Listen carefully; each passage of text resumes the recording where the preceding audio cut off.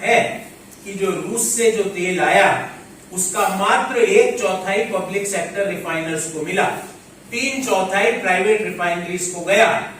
कौन कौन है? और ऐसी भी जानकारी है कि उन्होंने उस कच्चे तेल को रिफाइन किया और यूरोप के देशों को महंगे भाव में बेच दिया। वो कच्चा तेल जो मोदी जी, जैसा कि भारत सरकार के मंत्रियों ने बताया कि रूस यूक्रेन वार में मोदी जी ने बमबारी की परवाह किए बिना अपना जेट लेके वो निकल गए और लोगों को ले आए और कच्चा तेल भी ले आए साथ में। तो वो बताएं कि वो 3/4 कौन कौन लोग हैं जिनको रूस से कच्चा तेल मिला और उनको किस भाव में मिला, क्योंकि ऐसी भी जानकारी है कि भारत सरकार की जो रिफाइनरीज है उसका भाव और उनको जिस भाव में मिला उसमें काफी बड़ा अंतर है, क्योंकि भारत सरकार के मंत्रियों ने समय समय पर अपने स्टेटमेंट्स दिए। तेल के मंत्री ने नहीं दिया क्योंकि वो तेल के बारे में नहीं बोलते, बाकी सब उनका पास ज्ञान है। वैसा स्टेटमेंट दिया कि $45 प्रति बैरल पे रूस से कच्चा तेल मिला, जबकि आज भी भाव भारत सरकार के अनुसार $70.69 प्रति बैरल है। हम तो कह रहे पहले तो ये 70 वाला बेनिफिट तो दो लोगों को, क्योंकि वो भी दे दोगे तो ₹16.75 प्रति लीटर पेट्रोल और ₹16 प्रति लीटर डीजल के भाव कम हो जाएंगे। और आप कह रहे हो $45 में आया, तो क्या आया क्या? अगर नहीं आया तो वो झूठ बोल रहे थे। तो उनके यहां हम तो कुछ बोल नहीं सकते उनको, या तो वो झूठ बोल रहे थे या ये जो जानकारियां ये झूठी है। तो हम पूछना चाहते हैं कि मोदी जी आप बताइए कि रूस से कितना कच्चा तेल आया, क्या भाव में आया और किन किन रिफाइनर्स को मिला हो, क्योंकि भारत सरकार के आंकड़े के अनुसार सार्वजनिक क्षेत्र की जो रिफाइनरीज है उनको मात्र $2 का फायदा हुआ प्रति बैरल, जिसका हा उल्ला हुआ कि जेट लेके बादलों को चीरते हुए निकल गए, किसी को रेडार के अंदर पकड़ में नहीं आए, वो सारा आप देखा देश। और बमबारी हो रही थी तो गोले पकड़ लिए हाथ से और वो फूटने ही नहीं दिए क्योंकि हाथ में इतनी ताकत थी उनके। तो वो सारा हो उल्ला के बावजूद भी अगर $2 का ही फायदा हुआ है और प्राइवेट रिफाइनर्स को ज्यादा फायदा हुआ है तो देश को बताइए, या बोलिए कि नहीं कोई प्राइवेट सेक्टर को रूस से कच्चा तेल मिला ही नहीं। तो वो जो लोग जो लिख रहे हैं नाम लेख लेख के उनको कोर्ट में न्यायालय में पेश कीजिए कि वो कह रहे 3/4 कच्चा तेल रूस का प्राइवेट रिफाइनरियों को मिला और सस्ते भाव में मिला और उन्होंने उस पर हैफ्टी प्रॉफिट कमाया।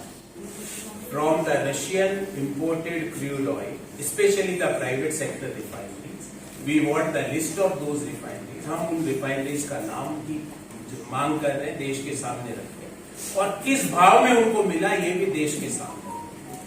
तो हम मांग करते हैं, हम मांग कर रहे हैं, this is our demand for today after today's press conference. पहली मांग तो हमारी देश हित में ये है कि एक बार रूस को आप साइड में रखें।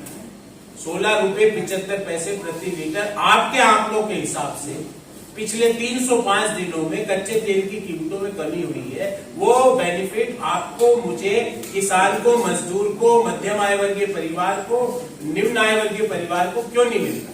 और ध्यान रहे पेट्रोल और डीजल की जो कीमतों में अगर कमी होती है तो सारी चीजों की कीमतों में कमी हो जाती है, क्योंकि माल ढुलाई प्रभावित हो जाती है। तो जब 6% से ज्यादा मुद्रास्फीति, इन्फ्लेशन, महंगाई दर लगातार बनी हुई है जो कि रिजर्व बैंक के हिसाब से चिंताजनक है, तो पहले तो ये $16.75 प्रति लीटर की कमी करो आज रात 12 बजे से।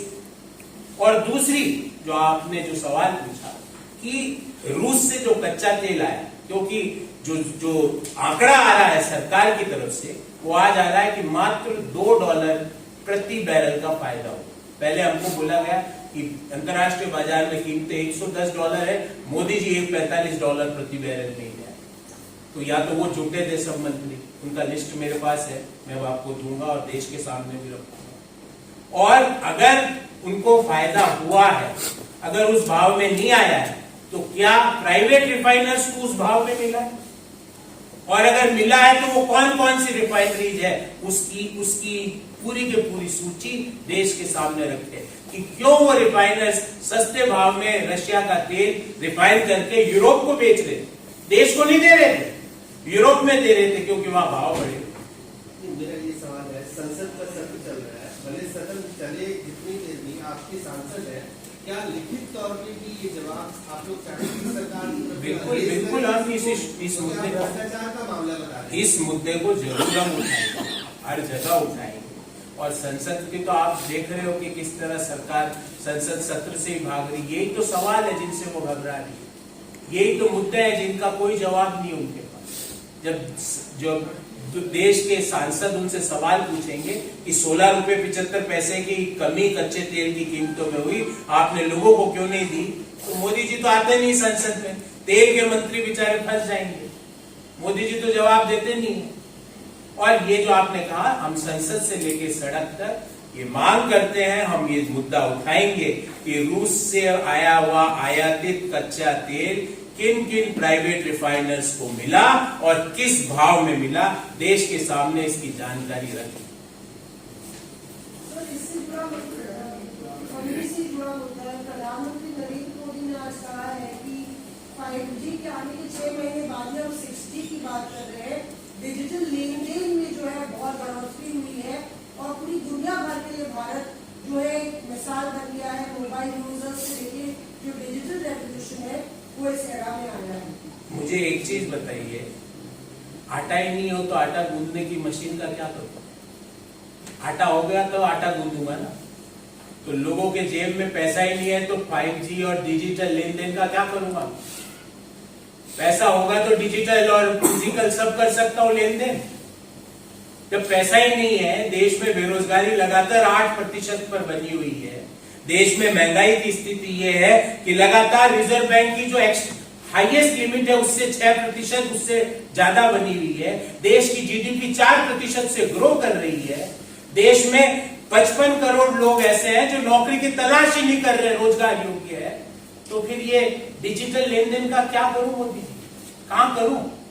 अगर आप ये बोलो कि हर आदमी डिजिटल लेन देन कर सकता है बिना पैसों के, तो समझ में आए, हम करेंगे सब, 5G से भी करेंगे और 6G से भी करेंगे और 9G से भी कर लेंगे। पर आप ये बताइए, पैसे तो है ही नहीं तो डिजिटल लेन देन कहां से करें? और कौन कर रहा है डिजिटल लेन देन? देश का किसान कर रहा है डिजिटल लेन देन, जो 27 रुपए प्रतिदिन किसानी से कमा रहा है, वो 27 रुपए अपने पूरे दिन की कमाई का डिजिटली ट्रांसफर कर रहा है। देश का नौजवान करे डिजिटल लेन देन, 18 से 24 वर्ष की आयु वर्ग के लगभग 40% से ज्यादा युवा रोजगार को तलाश रहे हैं, वो करे डिजिटल लेन देन। कौन करे डिजिटल लेन देन? मोदी जी। मैं आपके डिजिटल के खिलाफ नहीं हूं, पर डिजिटल आप ये कह दो कि हर व्यक्ति डिजिटल कर सकता है, भले पैसा हो या ना हो, तो मुझे समझ में आए। या 15 लाख रुपए तक डिजिटल लेन देन फ्री कर दो कि भाई 15 लाख रुपए तक हर व्यक्ति डिजिटल लेन देन कर सकता है, क्योंकि 15 लाख का आपका वादा था। तो आपके घर में आटा नहीं है और मोदी जी कह रहे हैं आटा गूंदने की नई मशीन लाया हो। क्या करूं मैं उस नई मशीन?